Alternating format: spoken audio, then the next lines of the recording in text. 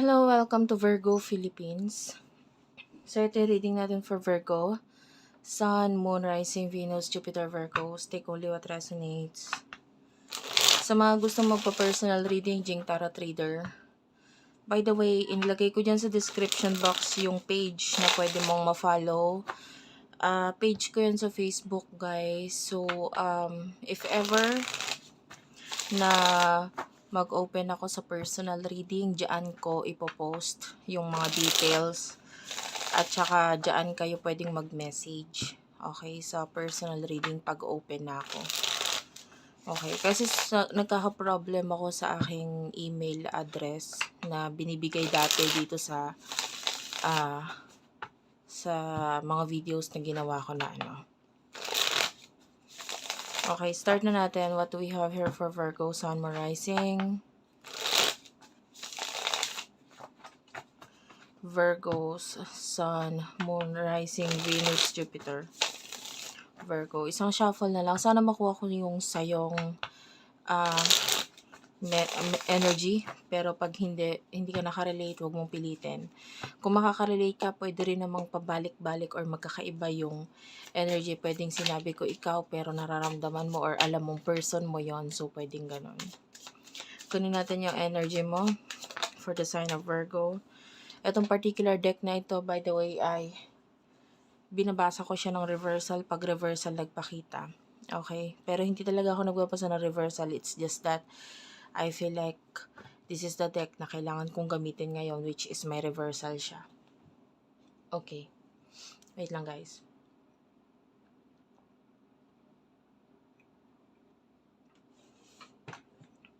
Okay. You know, we're the Fool. So, I feel like you are in a new journey ngayon. Ano? Pwedeng may mga bagong pangyayari sa buhay mo, mga bagong bagay na ginagawa mo ngayon. And might be because kailangan mo gawin to dahil nakitaan mo siya ng potential. Or something na pwedeng nagtitake. I can see, actually the planet here is Uranus. Pero ang nakikita kong planet is the planet of Mars, which is the planet of action. Okay? And nakikita natin yung lakas ng loob mo na gawain yung mga bagay na ito. Maybe has something to do with you being brave na mag-take or gumawa ng action sa isang bagay na pwedeng nakitaan mo ng potential, or maybe bagay na pwedeng, I don't know, I can see, during this time, yung Mars kasi is nasa sign of Cancer. So, might be something to do with a mother. Okay, pwede may mga ginagawa kang action na may kinalaman sa mother. Kung hindi man, pwedeng may kinalaman sa home or may kinalaman sa pinanggalingan mo. Yeah, pwedeng ganon. Kung hindi man, literal na bahay or your mother. So, I can see you beginning doon. Or a mother figure. So, also, gumagawa ka ng mga changes ngayon na tingin mong dapat mong gawain. Maybe kasi naisipan mo na ito noon. Kumbaga, pwedeng matagal na ito nasa isip mo and then gusto mong, some of you, I can see the planet of Mercury here with the Magician. So, pwedeng pinapakita mo yung pagiging creative mo ngayon. You are starting to become more creative and you are inspired, and also at the same time yung iba, you're creating an inspiration sa iba during this time. And you do have here the King of Wands, and this is in reverse. So nakikita natin na for some of you, sa ngayon kasi parang wala ka na munang pakialam sa opinion ng iba. Okay? For some of you, medyo mataas talaga ang ego mo, but maybe kaya mo ito ginagawa dahil sa mga naging challenges mo before in the past. Maybe ngayon mas alam mo na kung ano yung dapat gawin sa mga bagay-bagay. So parang wala ka nang pakialam sa opinion ng iba, kasi actually yung opinion ng iba, sila rin lang naman yung nakakapagpabagsak sa'yo.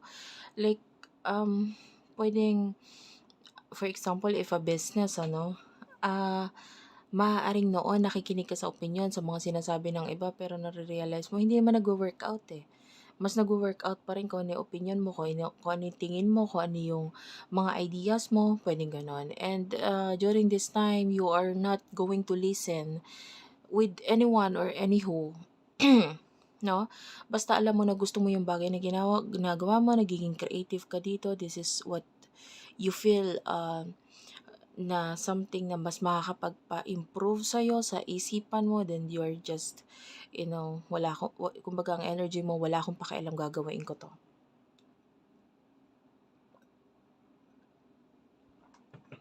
Okay. Sino to person nakakonect mo pagdating sa love?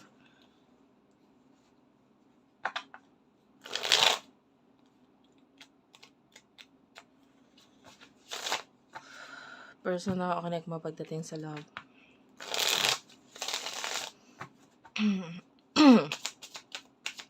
Person nakakonect mo pagdating sa love. You do have the Ten of Pentacles, the Eight of Cups. Ayan.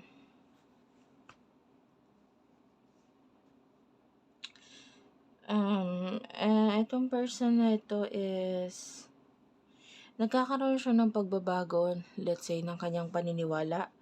This could be a person maybe in the past, and actually this person is thinking of you.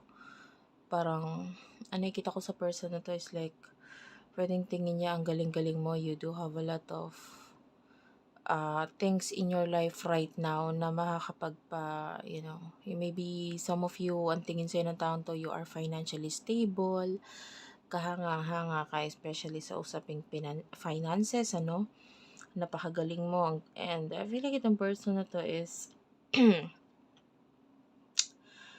hindi siya satisfied ngayon sa kung ano yung meron siya or ano yung mga nakikita niya sa paligid niya, na parang I can see a lot of dissatisfaction. Hindi siya okay, hindi siya satisfied. I feel like nagkakaroon ng pagkakagulo or pag-aaway dun sa situation niya ngayon. And nagkakaroon siya ng mga realizations. And I feel like hindi lang siya, but also yung mga tao sa paligid niya. And I feel like itong person na to, tinatry niya na lang mag-focus sa kanyang sarili, sa kanyang work, sa kanyang career. But definitely, itong person na to is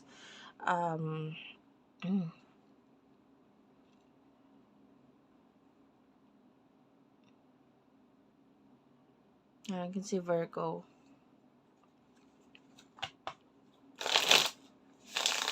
Hindi siya satisfied. Pisces is also here. So, pwedeng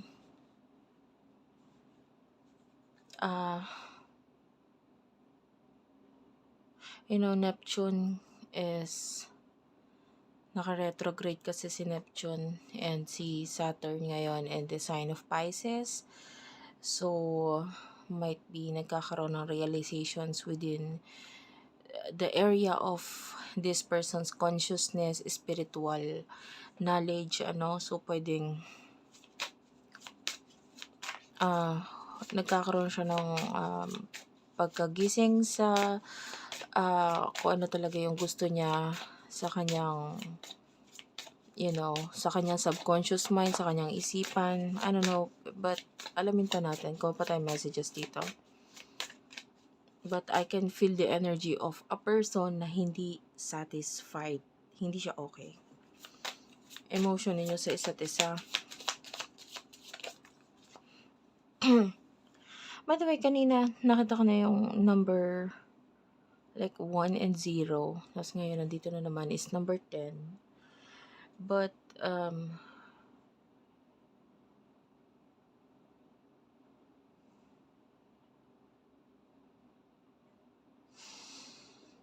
some of you, I feel like may mga lesson ka natutunan during this time or nitong mga nakaraan. May mga lesson na natutunan ka sa buhay mo. And I feel like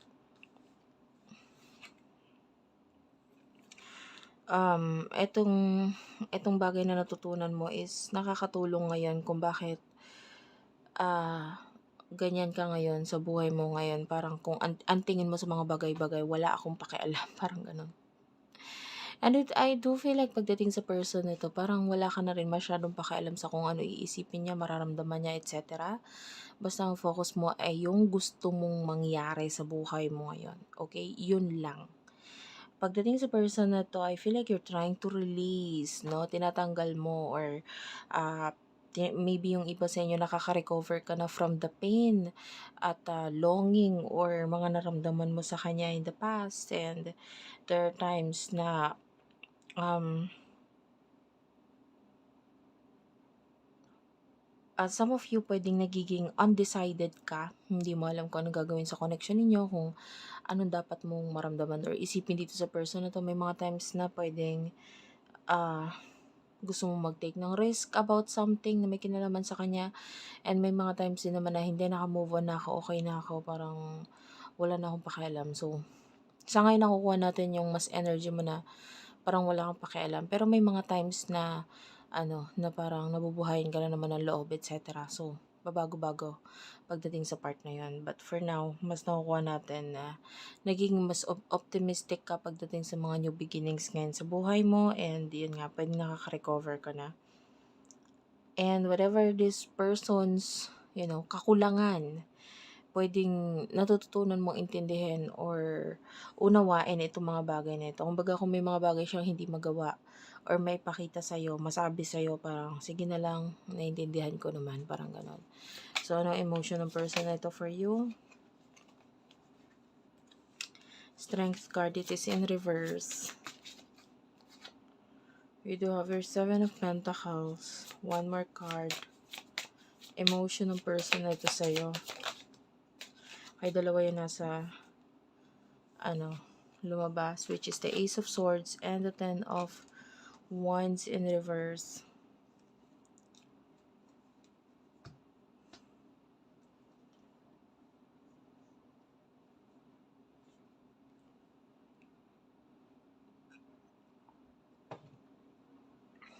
Okay. I feel like itong person na to is, this is Leo energy. This is a major arcana, itong Strength card. Kaya lang naka-ano siya naka-reversal. So, nakakita tayo dito ng kahinaan mula dito sa taong to. Maaring, I feel like itong person na ito,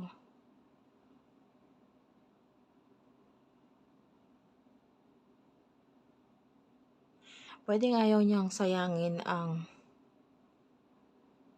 panahon at ang oras mo, pwedeng gano'n.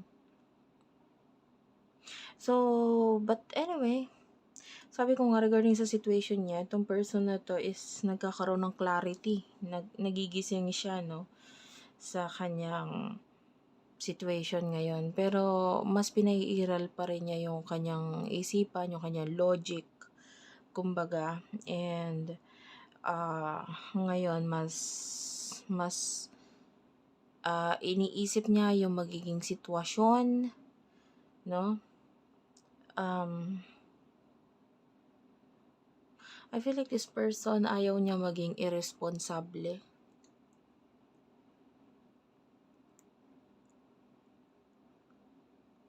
So, of course, pag gumawa siya ng action or something na magko-cause ng kaguluhan or pagkakawatak-watak or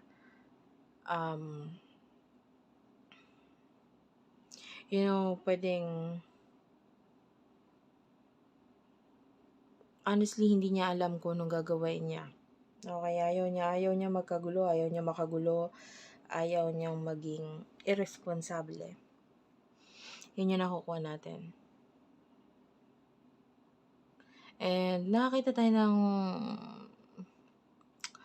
pagsiselos dito sa taong to. Nagsiselos siya. Or naiinggit siya, pwedeng gano'n.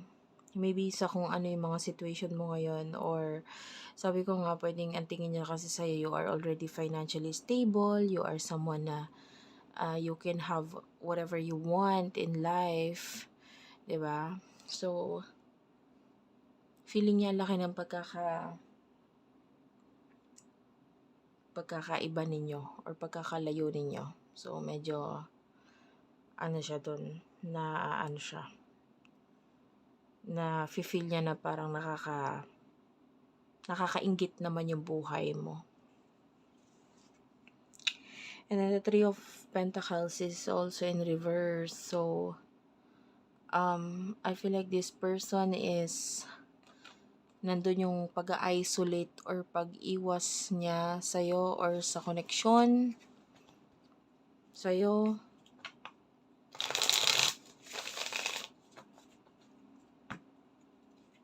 Ano yung pinaka-emotion ng taong ito sa'yo? The Magician, the Five of Wands, and the King of Pentacles. This is in reverse. Page of Swords is at the bottom of the deck. Okay. The Magician, I feel like itong person na ito, wala akong nakuhang may kinalaman sa but rather dun sa situation niya. Nasasanay na siya dun sa mga pag-aaway, pagkakagulo sa paligid niya. And itong person na to, tinatry niyang i-control yung kanyang hindi magandang ugali pagdating sa situation niya. I feel like meron, pero hindi pa niya inilalabas. And I feel like pag inilabas niya yon, pwede mag-cause ng hindi magandang sitwasyon or hindi magandang pangyayari sa situation niya. So,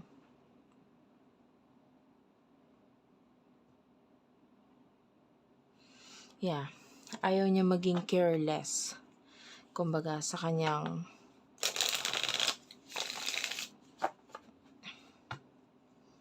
sitwasyon. So,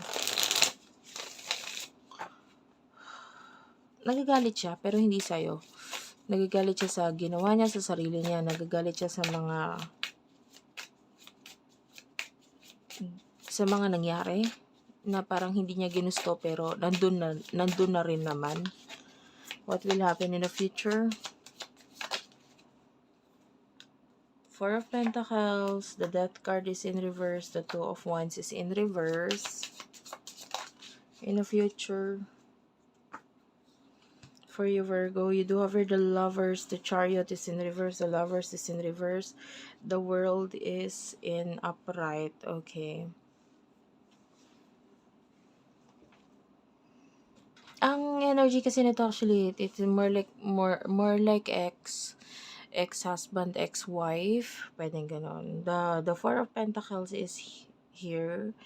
So, I feel like in the future, you will be more, materialistic, no? Hindi na muna spiritual ang focus mo. And or, pagdating sa connection ninyo, parang wala ka nang pakialam doon muna, no? Ang focus mo is material na bagay sa buhay mo. And yeah, I don't feel like there's changes pagdating sa connection sa sitwasyon ninyo. So yung iba sa inyo mas pinahiral yung pagiging matalino na lang, no? Ang ginagamit na lang ang utak na parang ba't ako magfo-focus dun sa taong yun, wala namang ginagawang changes or hindi naman nagkakaroon ng pagbabago sa kanya, ganun at ganun pa rin. So, this is you focusing on your mga plano na lang sa buhay, mga dapat mo na lang gawain.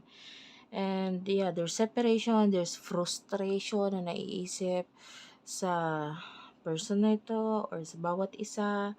And I feel like there's a lot of negativity, confusion, and ito yung nagdudulot kung bakit parang nagkakaroon ng completion yung connection mo with this person. And at the bottom of the deck, this is Five of Cups. And ito nagpapakita ito ng kalungkutan or disappointment.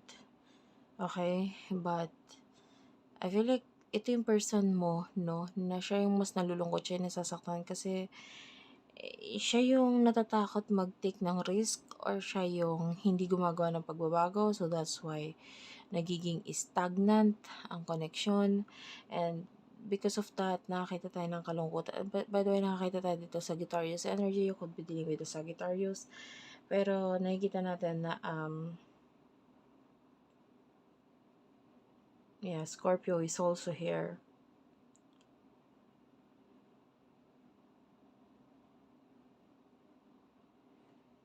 Gusto niya maging maayos yung situation eh. Kaya lang siya yung dapat gumawa ng action para maging maayos. Kaya lang hindi naman niya ginagawa. So, ang tendency, siya lang rin naman na nasasaktan. Okay? So, in the future, what is the advice? Advice for Virgo. Advice para sa mga Virgo. Okay, the advice for you is you do have your the Two of Pentacles and the Nine of Pentacles. This is Capricorn Virgo energy. You have to, balance yourself, no? Maging mas kung ano yung mga nangyari ngayon sa buhay mo, itry mong masanay. Okay, kasi kung may mga changes, may mga bagay na dapat masanay ka dito sa mga pagbabagong ito. And also, you have to focus on luxury. Yan, whatever things na makakapagpasaya sa'yo. Or yung iba sa inyo, if you feel beautiful, if you feel maganda or pogi sa isang bagay na ginawa mo, I don't know, yung iba gastos eh. Pero kung para sa sarili mo yun, halimbawa ginastosan mo yung sarili mo, pero at the end of the day, gusto mo yung ginawa mo kasi you feel beautiful, you feel proud, you feel pretty, 'di ba? Tapos o yung iba nag-improve yung talent mo dahil dito sa bagay na pinagkagastosan mo. Wag kang maging kuripot or wag kang maging masama sa sarili mo. Kumbaga ibigay mo yung best para sa sarili mo because you deserve the best. No? And kung hindi kayang ibigay ng taong ito yung best para sa iyo, ibigay mo yun sa sarili mo. Okay? Kumbaga yung iba wag kang malungkot or wag kang kumbaga yung iba sasabihin, gumastos na naman ako, ganito ganyan. Pero hindi kasi kaya ka nga nag-work, kaya ka nga kumikita para maging masaya, 'di ba? Yung isang bagay kung nakakapagpasaya yun sa'yo, why not? 'Di ba? Time naman para sa sarili mo, ibigay mo yun sa sarili mo, okay? But, of course, magtira ka pa rin, just in case na hindi maging maganda yung weather or hindi maganda ang panahon, meron ka pa rin makakuha or madudukot. But, for me, as long that you feel okay and happy sa gastos na yan, gawain mo yun para sa sarili mo. You deserve the best, okay? Yun yung pinaka-advice actually. And pinaka-advice din actually, at the bottom of the deck, there's this Six of Swords, Aquarius energy. All you have to do is to move on. Ayan. Move on. Ay, yung iba naka-move on naman na. Naka-move on na, which is maganda. 'Di ba? Mag-focus ka na lang sa sarili mo. Thank you for watching. I love you all and bye-bye.